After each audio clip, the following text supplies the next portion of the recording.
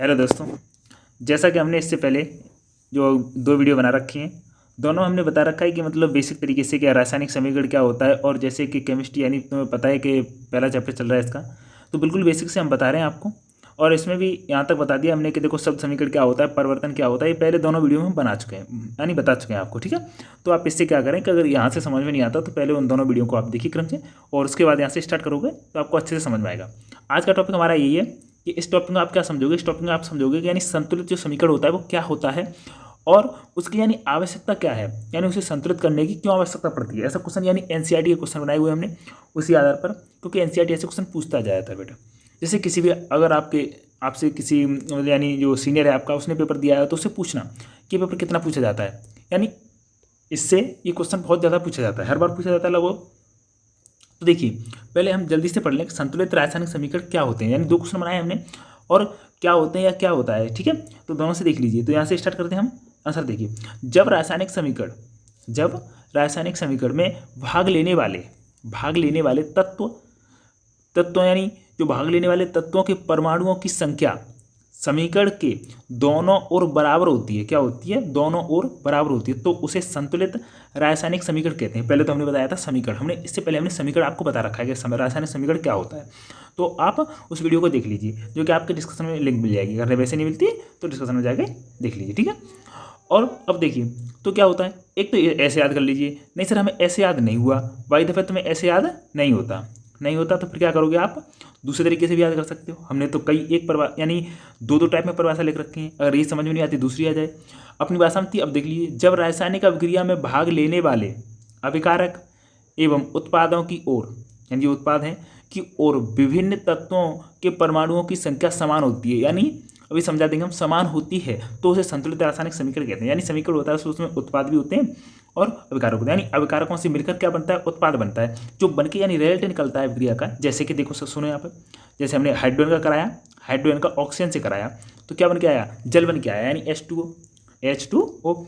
अब यहाँ मैं दो पर भी गौर बंद होता हूँ, यानी दो है ही नहीं है इसमें। ठीक है, ये समझ लो। अब देखो तो यहाँ पे बन के आया, तो इससे आपको क्या दिखा कि ये तो अभिकारक हैं, ये वाले क्या हैं, अभिकारक हैं, और ये वाला उत्पाद है, यानी उत्पाद है। तो यानी इसे यानी जो नया पदार्थ बना ये भी बोल सकते हैं। अब इसे बराबर करना है, तो आप देखिए कि यहाँ पर O कितना था, O के परमाणु कितने, 2 थे, परमाणु की संख्या 2 थी, यहाँ पर एक ही रहेगी। तो 2 करने के लिए यहाँ पर 2 का हमने जैसे गुणा किया, तो अभी पता है यहाँ पर 2 2 4 इसका गुणा कर देते हैं इसका, तो 2 है 2 4 हो गए।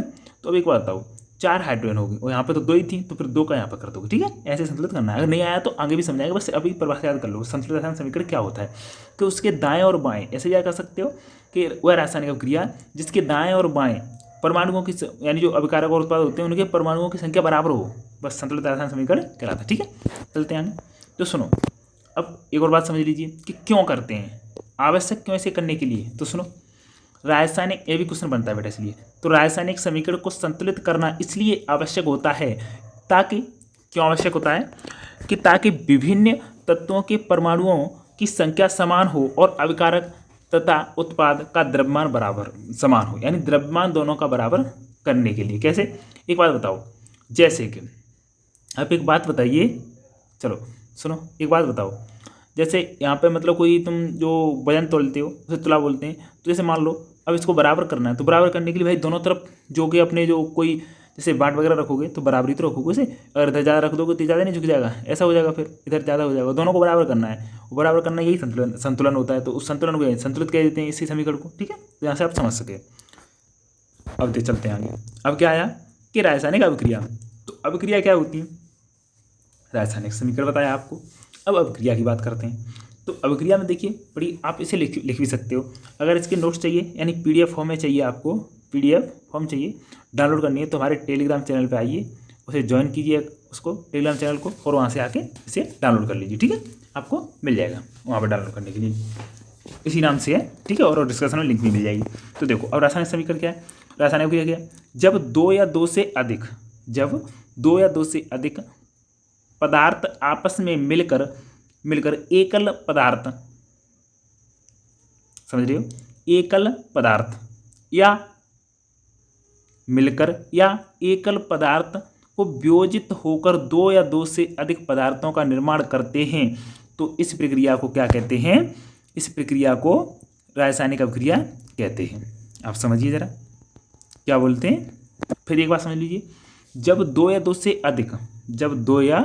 दो से अधिक पदार्थ आपस में मिलकर बना दें, एकल उत्पाद बना देते हैं मिलकर, या एकल पदार्थ को वियोजित होकर, एकल पदार्थ से वियोजित होकर क्या यानी वियोजित होकर पदार्थों का दो या दो से अधिक पदार्थों का निर्माण करते हैं, तो इस प्रक्रिया को रासायनिक अभिक्रिया कहते हैं। जैसे कि देखो यहाँ पर दो पदार्थ हैं यानी अभिकारक हैं, तो उत्पाद बनाया उन्होंने, देखो H2O जल, यहाँ पर कार्बन और ये क्या ऑक्सीजन है, तो कार्बन डाइऑक्साइड बनाया यहाँ पर।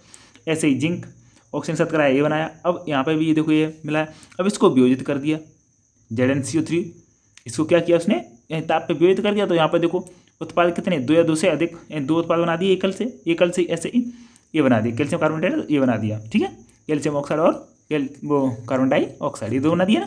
तो ऐसे बनाना ये क्या है कि ये यानी अभिक्रिया है, दो तरह से कह सकते हैं, यानी रासायनिक अभिक्रिया कहलाती है। इसको एग्जाम्पल है, यानी दोनों तरफ से कह सकते हो तुम, या तो एकल पदार्थ को दो या दो से अधिक उत्पादों में विघटित करें, या दो या दो से अधिक पदार्थों को एकल पदार्थ बनाए, ठीक है।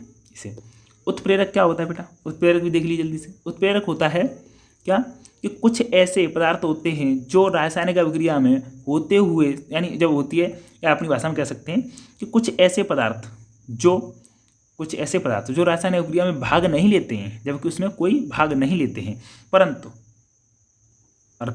रासायनिक अभिक्रिया की गति को बढ़ाते या घटाते हैं, उत्प्रेरक कहलाते हैं। समझ गया, ऐसे लिखिए, ऐसे नोट कर लीजिए, ठीक है, आपके लिए बहुत सिंपल तरीके से। अब क्या है, अब नेक्स्ट अगली वीडियो में पढ़ाएंगे आपको, यहीं तक है कि रासायनिक अभिक्रिया के प्रकार, ठीक है। तब तक के लिए बाय बाय, और आप चैनल को क्या कर लें, सब्सक्राइब करें और बेल आइकन को प्रेस कर लें, ताकि कोई नई वीडियो आएगी इससे तो सबसे पहले आपको मिले, ठीक है। थैंक यू बेटा।